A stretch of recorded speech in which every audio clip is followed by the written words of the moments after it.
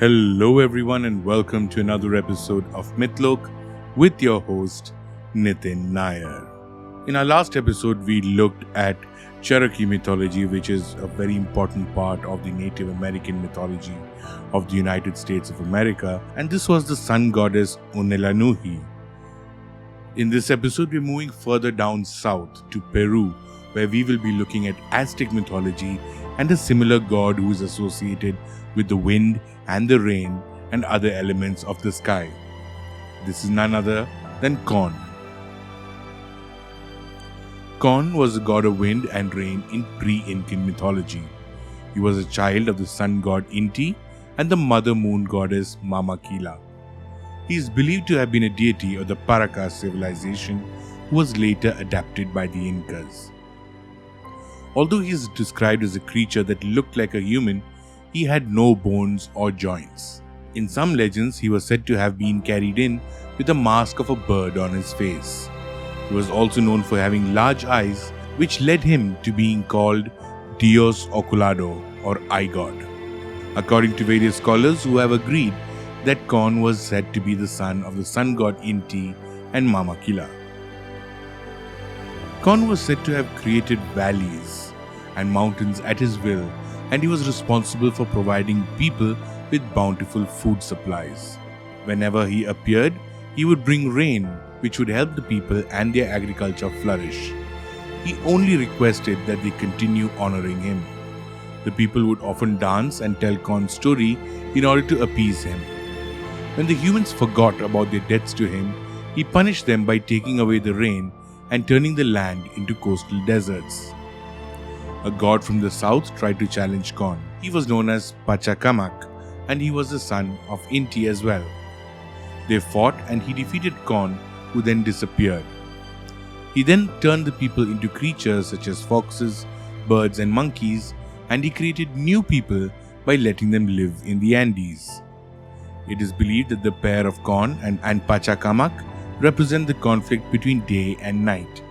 They can represent various battles between the moon, sun, and the south and the north. The Nazca people believed that dancing was a way to appease the god. They performed cultural and ceremonial dances in order to continue the story of the creation, and the Nazca lines were made to tell it. Some believed that the geoglyphs were made to let the gods see what was happening while they resided in the sky, as well as where the people lived. Scholars believe the Nazca line, which is referred to as the astronaut, is a depiction of Kon, as he appears to have no joints or bones. It is believed that the large drawing was made to honor him, as it predicted the coming rains. Other forms of worship were also practiced, such as weaving and pottery. The Nazca lines have always been an item for discussion between researchers, archaeologists, and various other people who claim expertise in the fields.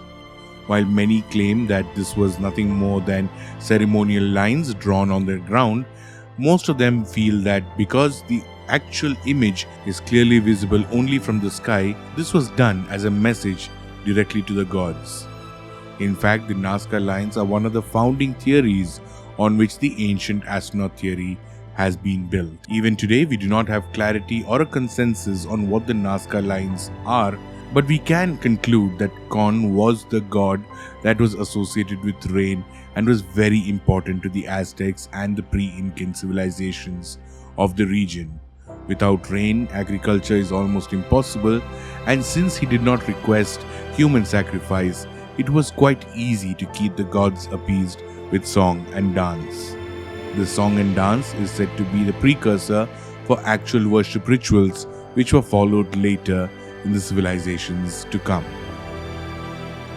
Thank you very much for tuning in to another episode of Mythlok, and if you are among the 92% who have not subscribed to our videos yet, I request you to please press that subscribe button, because one click from you can go a long way in convincing the YouTube algorithm that these videos are good enough for more people to see. The more our videos get popular, the more time we can spend in making better videos and also into more research so that we can bring you the best and current information available on the internet. This is your host Nitin Nair signing out by reminding you once again that Mythlok is the home of mythology.